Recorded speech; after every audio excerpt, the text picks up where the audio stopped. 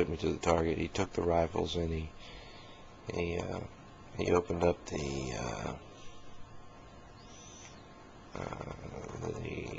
cage on them. I guess he opened up where the bullets will fly out, the opening for the bullets to exit, and he showed me in the chamber there. He showed me his bullet, and then he opened up the other rifle and he showed me my bullet, and his bullets had the green marking and my bullets had the orange marking, and it was just a little splat of paint on there. And he put the rifle off in my hand, and he went off in front of the target, and he said, "Okay, son," he said, you need to check that there for me." He said, "Okay, now stand over here," and he motioned for me to stand just to his right, so that I was positioned just to the right of the target. And he lowered down his rifle, and I was comfortable with that. I didn't know a whole lot about shooting. I understood what happened, but I didn't know a lot. I was comfortable with being a little right to the target, except for that he aimed his rifle down on me.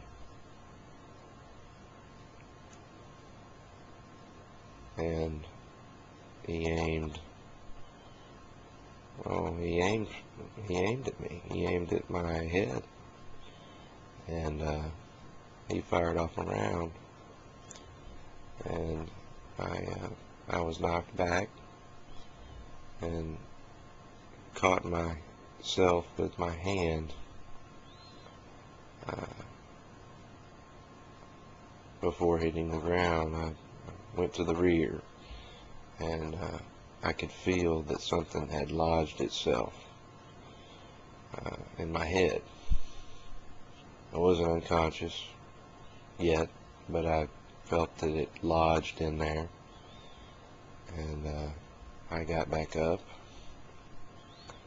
and I lowered my rifle on him, and I fired, and he went down, but it took several seconds, maybe 10 seconds, and then he went to the ground, and I didn't think much about it because I was starting to be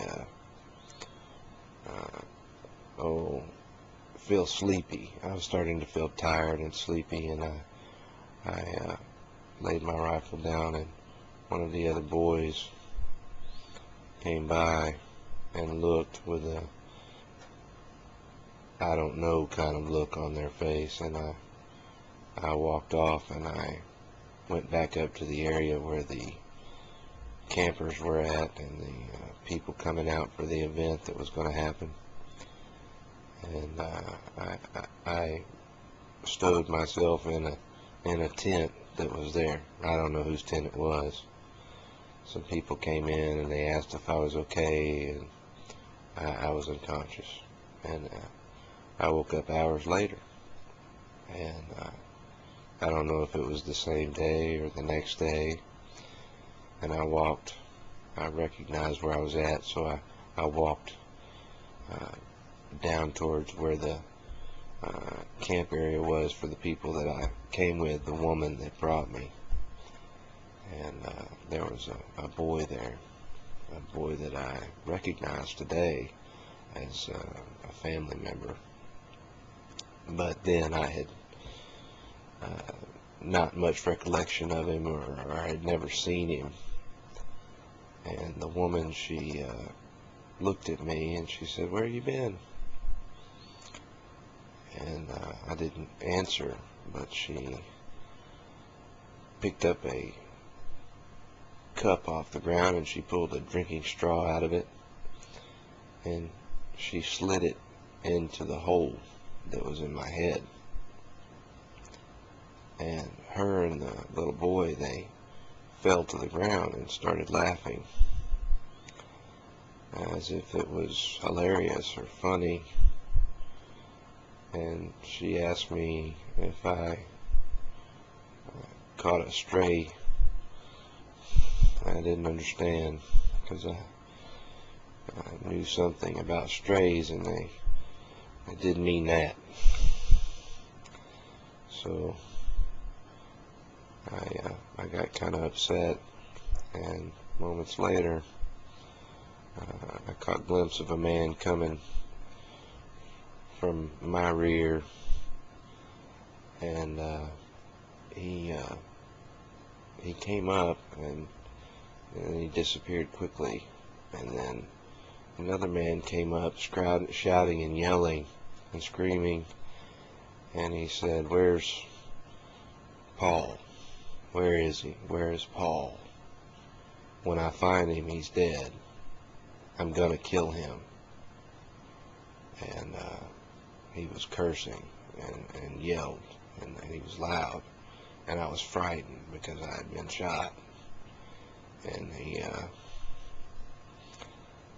yelled at some of the other men that were there that had come up after his yelling, and he started to walk off and got about to the other side of the clearing, maybe 70 yards away, and he started coming back, and the man that I had first seen come up behind me, apparently Paul, comes up, and the angry man took a pistol out and asked him some questions, and presumably made some accusations, and then he shot him in the head, and the man was dead. And the adults gathered around to look, and they weren't screaming or crying or upset. They were just onlookers. And they came with some sheets by the man's asking. He said, "Go get some fluff and carry this guy out of here." And they wrapped him up, and he was gone, and he just disappeared. I imagine there was no investigation or anything like that. The man was just gone. He was dead, and nobody there was making any bones about the fact. And this would have been during a time where there was a war going on, or the war was just over, and hey, it happened. So I spent one more day there with this thing lodged in my head, and I watched the only thing I can have even heard of in my adult life that would be similar would be Civil War. These men and teenagers and even younger children my age carried out a war game with live fire, and they shot each other, and a bunch of people died. And presumably at the end of that, whoever was left over was buried somewhere up in the hills. I couldn't fire my weapon because there were no bullets in the weapon that I had my hands on. And all I could do was just stand. There was no hiding. There was no running. It looked to me like the people that were running around were getting shot more than the people that were standing their ground. So I stood my ground. And after an hour or so of watching this battle,